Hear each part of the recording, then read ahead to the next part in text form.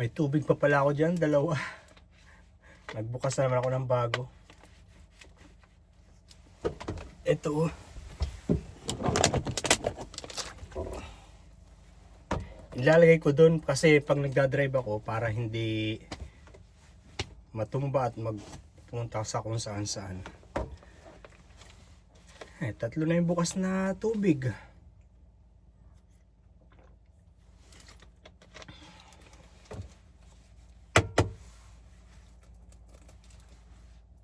Itlog, nilaga,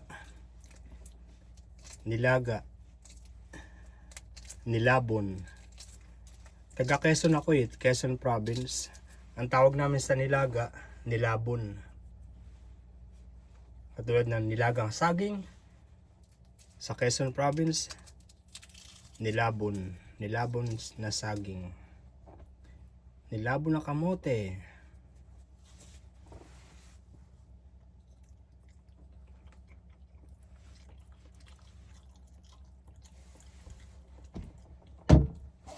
Itong nilagang itlog, masarap lang siya pag 2-3 piraso.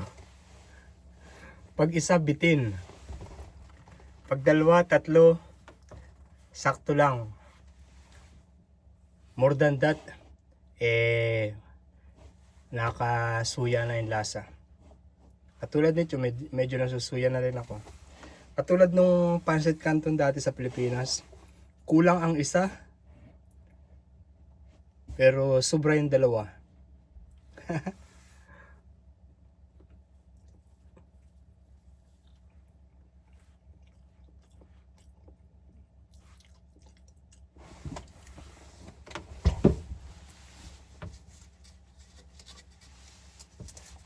Medyo matabang. Ay! Pwede pa yan.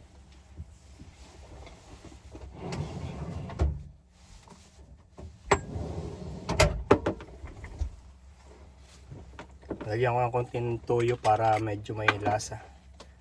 Kahit pa paano.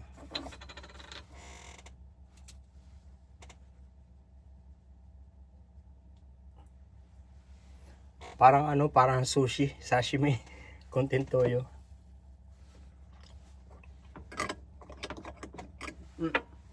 May tamang balat.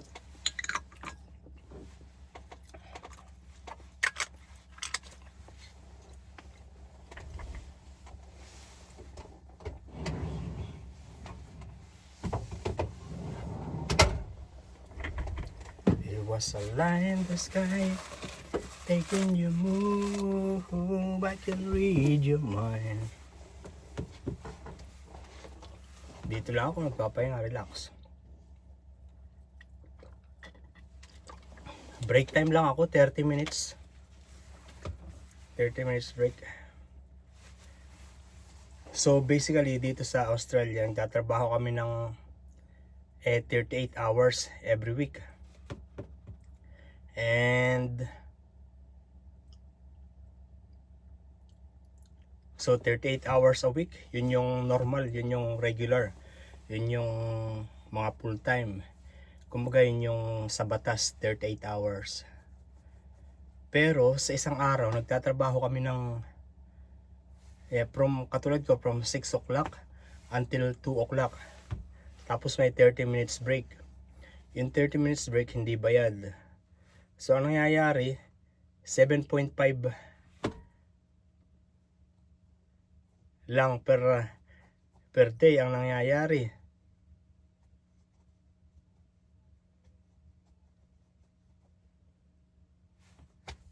Ayun, kaya sa isang linggo, nag 30 minutes additional na duty kami. So ganito yun, paano may paliwanag? So to complete yung 38 hours na regular working hours isang linggo, nagjo-duty kami ng additional 30 minutes. So kunyari from 6 to 2 in one day, nagsi 6 to 2:30 kami. And then the rest of the 4 days, 6 to 2 lang. Ayun. Okay. Fine, napinis. Tapos ko isang tubig. Pero may bukas akong dalawa. Ito nga palang buti, 10 cents yan. Iniipon ko dito sa likod, meron ditong butas eh. Tapos meron dong basket na nakasalo. May maliit na butas na sa likod ng bed. Oh, kung hindi nyo alam, camper van ito. Itong tinitirahan ko na to.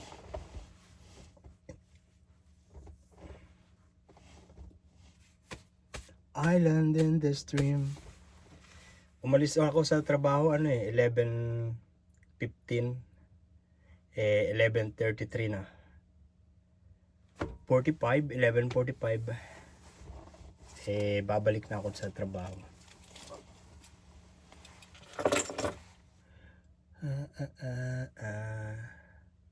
Hindi ako madalas na umuupo dito during break. Ang madalas lumalabas ako dyan sa labas. Pupunta ako sa may breakwater, sa beach. Mga 1-minute walk simula dito hanggang dun sa beach, sa marina. Or bumibili ako ng kape dun sa, kasi may coffee shop dun sa marina. Sabi ni Angela, pag gusto ko daw kape bago mag-break, sabihin ko lang sa kanya at bibigyan niya ako. Nahihiya naman ako ng humingi dahil nagtatrabaho sila doon, naglilinis sila kasi kakatapos lang yung breakfast. Ayun, kaya hindi ako humihingi ng kape, libre lang yun. Pero tuwing umaga, from mga 6, 7, 8, ayan, naghahanda sila sa pag-open. And then pagkatapos sila maghanda, pag natapos na sila, bibigyan na nila kami ng kape. Robbie, here is your coffee. Mga ganan. Pero gusto ko pa ng kape sa pagka ngayong break na ganito, gusto ko pa magkape. Sabihin ko daw sa kanila, humingi ako sa kanila, magpaalam ako. At ititimpla nila ako. Pero nahihiya nga ako, kaya pumupunta lang ako dun sa likod, sa may coffee shop dun, at bumibili ako $4, $5.